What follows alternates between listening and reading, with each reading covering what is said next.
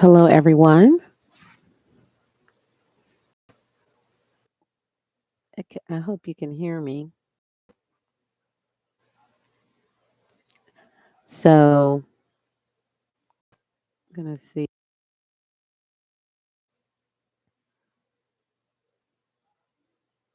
just give you guys a minute.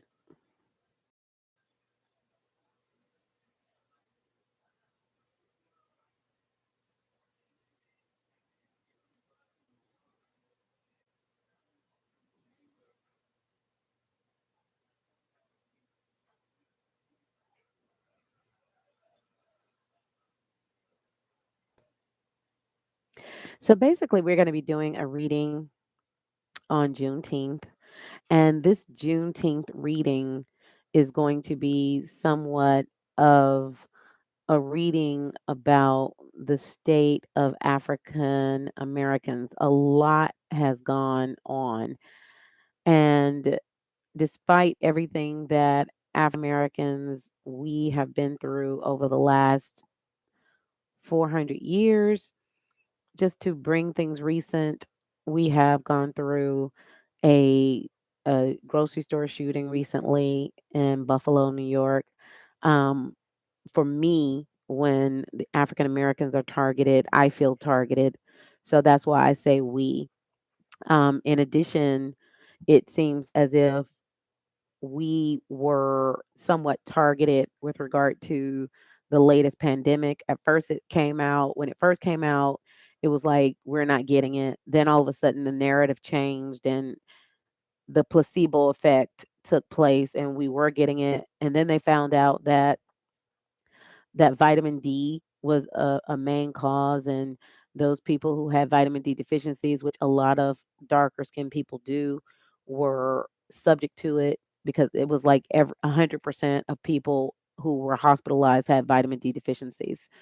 And it's funny because I had, right before the pandemic started, gone to the doctor and was given extra vitamin D. So I just thank God for that.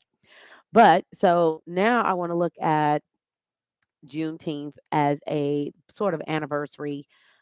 Many of you who don't know what Juneteenth is, it is the time where the slaves in Texas in the USA found out like 2.5 years later that slavery was over after the Emancipation Proclamation, but they were still being held. So it was kind of like a true liberation or Independence Day. And a lot of African Americans, actually, it's a national holiday, but mostly, from what I understand, is African Americans that celebrate that holiday. And what I want to look at is the state of African Americans. For those of you who are familiar with the Black church, COVID hit really hard in the Black church. Um, in the Pentecostal churches, many bishops died in Kojic. Many people suffered. Lots of people lost family members, and it just hit a lot. So African Americans have been through a lot recently, and we kind of just want to look at what's going on with African Americans, where we headed. If you're addicted to TikTok like I am, there are some things on TikTok where some people seem to think that we're getting ready to go into Armageddon. Some people seem to think that we're getting ready to go into a race war.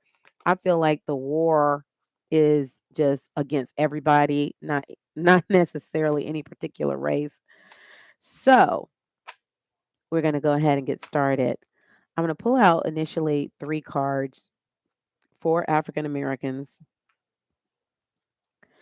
And I initially, just after pulling the first card, which I will show you, will tell you what first came to me.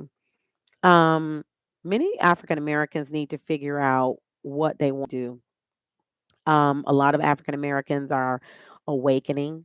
Um, some are, they left the church and went to non traditional forms of spirituality, African spirituality, New Age spirituality, then returned back to the church, but with a different perspective. So it's not the same as it used to be.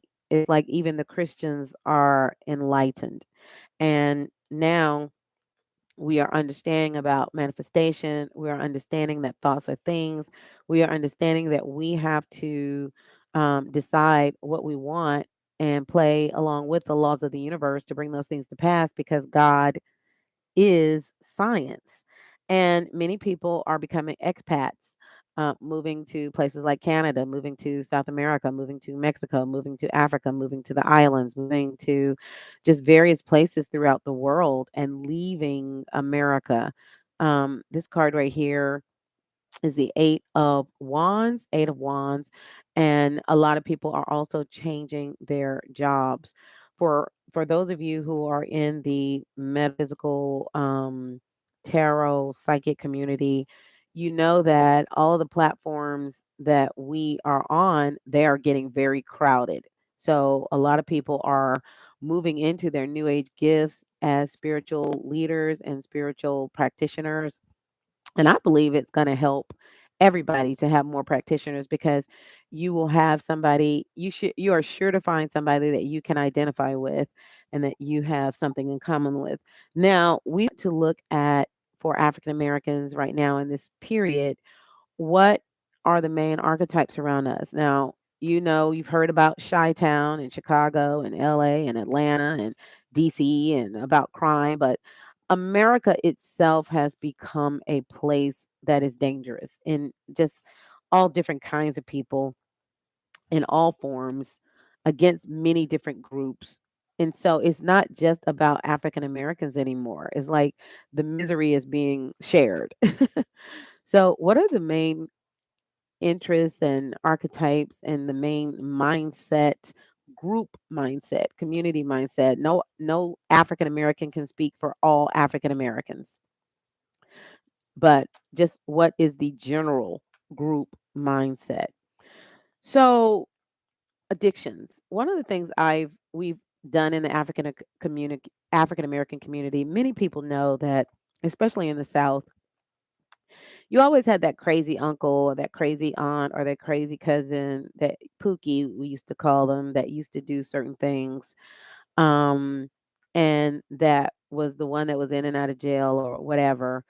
And it seems like as a whole, we're all as a community moving in possibly in the wrong direction, even maybe with regard to prescription medication, addictions, trying to cope with being able to go through the glass ceiling, being able to even get into the medical program to be a resident. I mean, like some things are just have not been in the past open to us without a lot of prayer and spiritual intervention. So many people are turning to, and this could also have something to do with legalization of marijuana and just really turning into substances. We need to be careful with this because it can affect us. Too much of anything, even if you're just eating eggs, too much of anything is not good. So I would say that the African American community needs to develop and adopt a more holistic lifestyle in order to spend time in nature, to drink more water, to eat more healthy, living foods, meditation, prayer, spirituality is our thing. And so we need to move into that and get away from these substances that do not serve.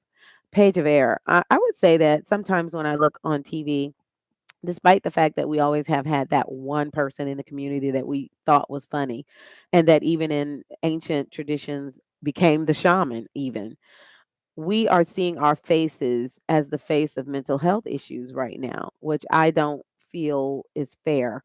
I think that when you tell people, especially young people in schools, that hey, it's okay if something's wrong, it's okay.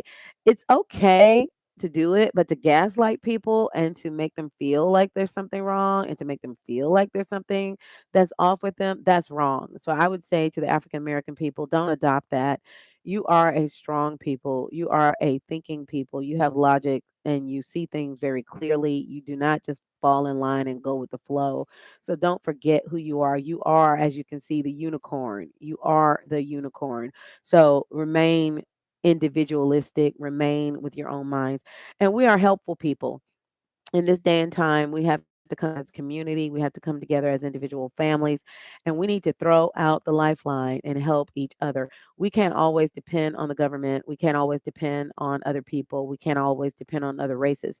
So, as a community, African Americans need to throw out the lifeline for each other and rescue ourselves and stop looking for other people to rescue us. So, that's the Juneteenth reading, and I hope you got something from it. If you enjoyed it, please share it on social media, all social media. And thank you so much. Take care. Bye bye.